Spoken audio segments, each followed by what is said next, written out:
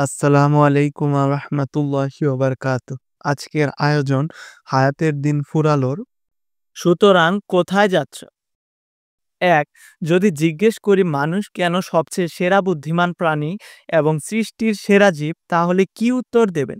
মানুষ বিমান বানিয়ে আকাশে উড়ছে, মহাশূন্যে ছাড়িয়েছে তার কর্তৃত্ব, মাটি খুঁড়ে পাতালে নেমেছে, চাঁদে পা রেখেছে এবং কম্পিউটার বেতার আবিষ্কার করে সভ্যতার চেহারা পাল্টে দিয়েছে বলেই কি মানুষ সৃষ্টির সেরা জীব? সম্ভবত এটা ভুল উত্তর। এসবই যদি শ্রেষ্ঠত্বের পরিমাপের বাটখারা হয়, তাহলে এক মৌমাছির কাছে বুদ্ধিমত্তার দিক দিয়ে মানুষ অনেক আগেই হেরে নাস্তানাবুদ হয়ে আছে। মৌমাছির জীবনচক্র যাদের জানা আছে তারা জানেন, মৌচাক নির্মাণে থেকে শুরু করে মধু আহরণ পর্যন্ত কি অসাধারণ এক প্রযুক্তি তারা ব্যবহার করে।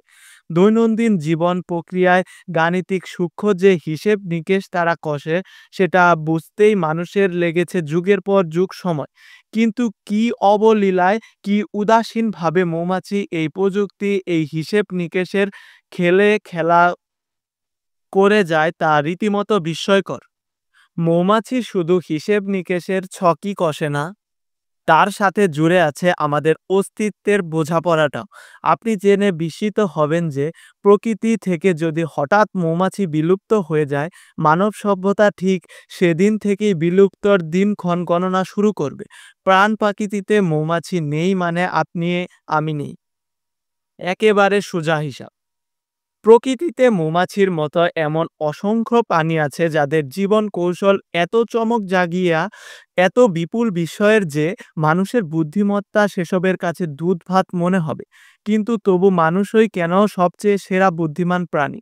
এর কারণ হলো মৌমাছি কিংবা অন্য যে কোনো প্রাণী তার সাধারণ জীবন প্রক্রিয়ায় জটিল সমীকরণগুলো হাতে কলমে শেখেন। তাদের জীবনকে আরও বৈচিত্র্যময়, আরও বর্ণাঢ্য করতে নতুন নতুন কৌশল তারা আবিষ্কার করতে পারে না। তাদের সেই প্রথম পূর্বপুরুষ যে কৌশল রপ্ত করেছিল, যে জীবন প্রক্রিয়ায় নিজেকে অভ্যস্ত করেছিল একদা, কিংবা যে জটিল জীবন কৌশল নিয়ে একদিন ধরায় তার আবির্ভাব ঘটেছিল, একেবারে শেষ উত্তর পুরুষ পর্যন্ত দুনিয়ার সর্বশেষ দিনেও তারা ওই কৌশলই প্রয়োগ করে যাবে। একই প্রক্রিয়া এবং একই পদ্ধতি বহাল থাকবে তাদের জীবন শেষ হওয়া পর্যন্ত। পৃথিবী একেবারে প্রথম মৌমাছি যে জীবন প্রক্রিয়া ছিল, পৃথিবীর শেষ মৌমাছিরও সেই একই জীবন পদ্ধতি থাকবে। কিন্তু মানুষের বেলায় সেরকমটা নয়। সে তার আবির্ভাবের শুরুতে যা জানত সেখানে সে স্থির দাঁড়িয়ে নেই। কখনো জীবনের প্রয়োজনে, কখনো শখের বশে, আবার কখনো বা অনাকাঙ্ক্ষিতভাবে সে রপ্ত করেছে নানাবিধ কৌশল। প্রকৃতিতে ছড়িয়ে ছিটিয়ে থাকা উপকরণগুলো সে ব্যবহার করতে শিখেছে নানান উপায়ে। নিজের জীবনকেও আরও বৈচিত্র্যময়, আরও বৈশিষ্ট্যমণ্ডিত করতে প্রতিনিয়ত সে মাথা ঘামায়। মানুষ সৃষ্টির সেরা জীব কারণ এত সব কৌশল, এত সব উপায় সে মাথা খাটিয়ে বের করে জন্মসূত্রে লাভ করে না। আল্লাহ সুবহানাহু তাআলা তাকে দান করেছেন এক টুকরো মগজ। সেই মগজে সুষম ব্যবহার করে সে শিখে নিয়েছে কিভাবে হাতিয়ার তৈরি করতে হয়। রেডিও, টেলিভিশন, বেতার, কম্পিউটার আবিষ্কার করে সে পাল্টে দিয়েছে সভ্যতার গতিপথ। আকাশে উড়বার শখ থেকে সে আবিষ্কার করে ফেলেছে উড়োজাহাজ। সাগরে ভেসে থাকার দুর্বিবার ইচ্ছা থেকে সে জাহাজ বানিয়ে ফেলেছে। দ্রুতগতির রকেট আবিষ্কার করে সে ভেদ করে গিয়েছে পৃথিবীর অভিকর্ষজ বলকেও। এসবের কোনোটাই সে তার আবির্ভাবের দিন থেকে করতে পারেনি। সময়ের সাথে সাথে প্রয়োজনে আর শখের চাহিদা মিটাতে গিয়ে সে উন্মোচন করেছে এই রহস্যগুলো।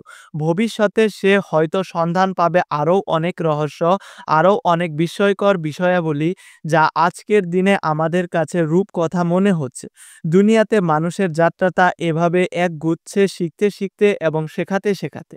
যে মৌমাছি এক ফুল থেকে অন্য ফুলে রেণু বয়ে নিয়ে যায়, সে কিন্তু একেবারে অবচেতন মনেই এ কাজটা করে জীবনভর। এতে করে দুনিয়ায় কি দুর্দান্ত আমি উপকার তোমাদের সাধন পরীক্ষা হয়, করব সে ভয়, ব্যাপারে ক্ষুধা, মৌমাছিটা ধন, একেবারে সম্পদ, জীবন ও ওয়াকিবহল নয়। ফসলের কিন্তু ক্ষয়ক্ষতির যে মাধ্যমে। লোক আর ডিনামাইট হে রাসূল, আবিষ্কার করেছে সে কিন্তু ধৈর্যশীলদের জানত আপনি এটা সুসংবাদ দিয়ে প্রদান যেমন করুন। পাথর সূরা কেটে বাকারা পৃথিবীর আয়াত উপকার করা যাবে, ১৫৫। তেমনি আল্লাহ মুহূর্তে সুবহানাহু বিলীন তাআলা করে তার দেওয়া যাবে বান্দাদের মানুষের পরীক্ষা করার অস্তিত্বকেও। মাধ্যমে তাদের ঈমান মৌমাছি ও থেকে তাওয়াক্কুলের মানুষের স্বীকৃতি সৃষ্টিশীলতা আদায় করে নেবেন। কখনোই তাই বেশি নয়, দুনিয়ায় কিন্তু কষ্ট, ক্লেশ কাগর আর যন্ত্রণা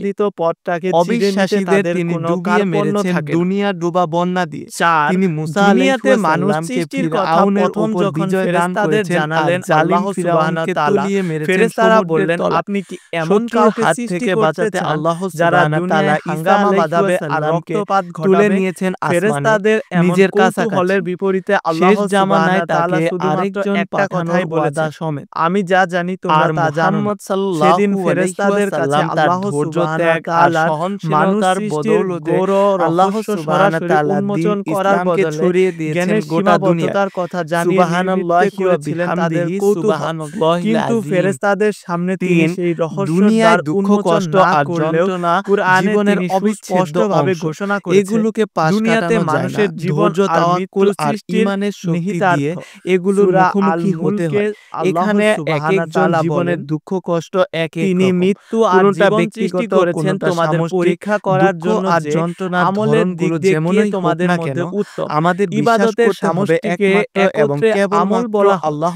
সমস্ত সুবহানাহু তাআলা ভালো কাজ, পারেন ভালো আমাদের কথা, এই ভালো জীবন সমস্ত পদ্ধতি যা আল্লাহ যাতনার হাত সুবহানাহু থেকে তাআলা মুক্তি দিতে। কুরআন এবং দুঃখ নবীজির উপশমের হাদিসের মাধ্যমে ক্ষমতা কেবল আমাদের তার হাতে। জানিয়েছেন। তার জীবনের দুঃখ সবটাই আর আমল। যন্ত্রণার মানুষকে দিনগুলোতে আল্লাহ আমরা সুবহানাহু মানিক তাআলা সৃষ্টি বন্দ্যোপাধ্যায়ের মতো করেছেন এই হাপিত্ব আমল পেশ তথা করব তার না। ইবাদতের আল্লাহর জন্য। ব্যাপারে সূরা সামান্যতম সন্দেহ আয-যারিয়াতে এই আর বিষয়টা অবিশ্বাসকে আরও জায়গা দেব না অন্তরে। দ্ব্যর্থহীনভাবে আমাদের এসেছে। বিশ্বাস হবে নবী আইয়ুব নিশ্চয় আলাইহি আমি জিন ওয়াসাল্লামের এবং মতো মানুষকে মরণ আমার ব্যাধির জীবন ইবাদতের জন্যই বিপন্ন সৃষ্টি হওয়ার করেছি। মুখেও যিনি খাওয়া আল্লাহ দাওয়া, ঘুম সুবহানাহু এবং তাআলার বাচ্চা উপর থেকে উৎপাদনই একটা যদি জীবনের মুহূর্তের জন্য উদ্দেশ্য হতো, ভরসা হারাননি। তাহলে আল্লাহ অন্তরে সুবহানাহু সবটুকু তাআলার বিশ্বাস দরকার আর ছিল না ভালোবাসা থেকে আলাদাভাবে মানুষ সৃষ্টি যিনি করা। বলেছিলেন, গরু, ছাগল, রব হাঁস, আমার মুরগি, দুঃখ ভেড়া, শিয়াল কষ্ট ইত্যাদির আমাকে সাথে স্পর্শ মানুষকেও করেছে। থাকতো না কোনো আপনি তো পার্থক্য। দয়ালুদের মানুষ মধ্যে সম্পূর্ণ শ্রেষ্ঠ দয়ালু। আলাদা বিশেষ আমাদের উদ্দেশ্য তাওয়াক্কুল সামনে হবে রেখে আল্লাহ নবী ইয়াকুব সুবহানাহু আলাইহি তাআলা ওয়াসাল্লামের সৃষ্টি মতন, করেছেন তার যখন ইবাদত করার প্রিয়তম জন্য। সন্তানকে কিন্তু হারিয়ে অতীব তিনি দুঃখের বলেছিলেন, বিষয় আমার আজকের দুঃখ আর বস্তুবাদী বেদনা দুনিয়া আমি মানুষের কেবল জীবনটাকে আল্লাহর নিছক সমীপেই গরু, নিবেদন ছাগল করছি। আর হাঁস মুরগির জীবনের চাইতে বেশি কিছু ভাবতে নারাজ।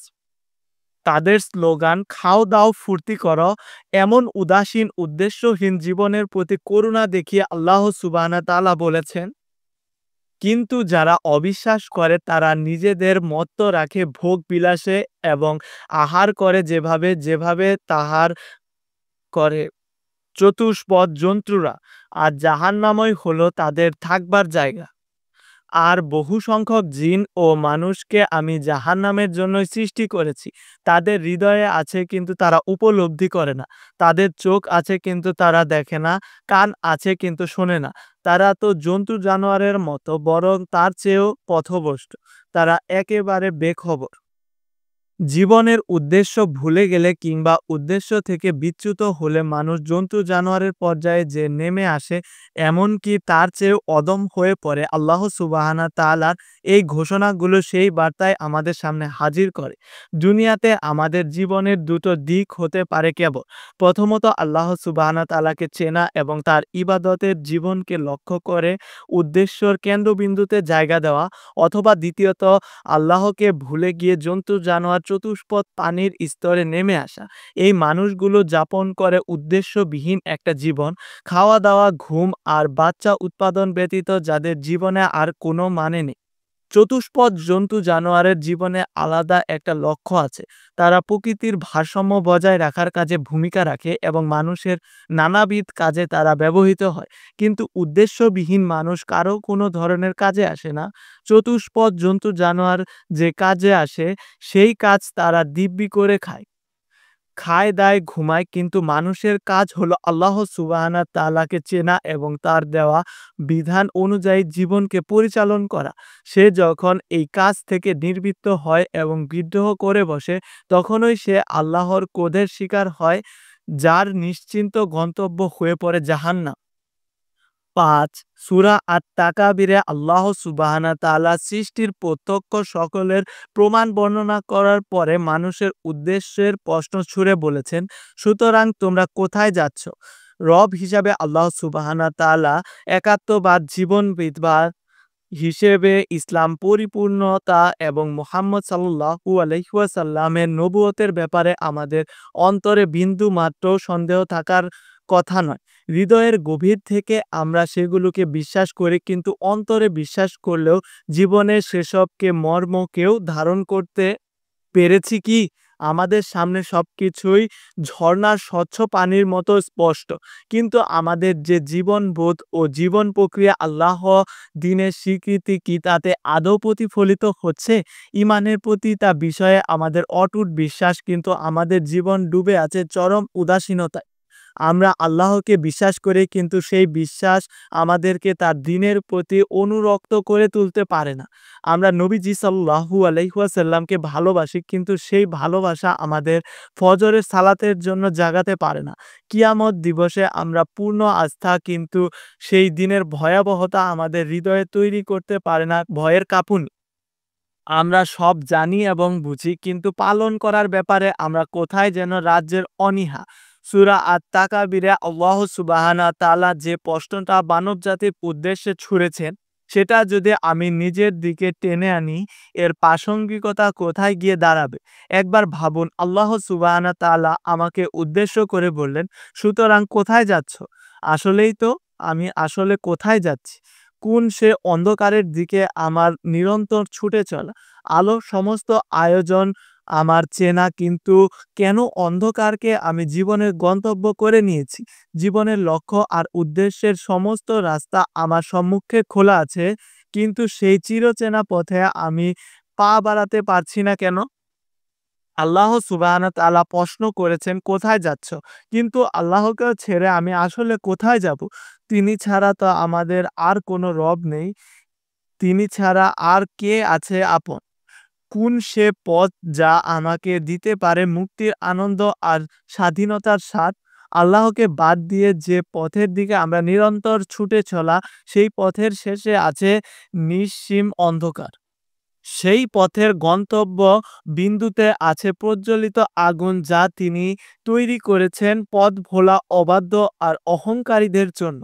সিদ্ধান্ত আমার, আমি কি আলোর দিকে যাত্রা করব, নাকি হারাম অতল এক অন্ধকারে? আয়নার সামনে দাঁড়িয়ে নিজেকে প্রশ্ন করতে হবে, আসলে আমি কোথায় যাচ্ছি?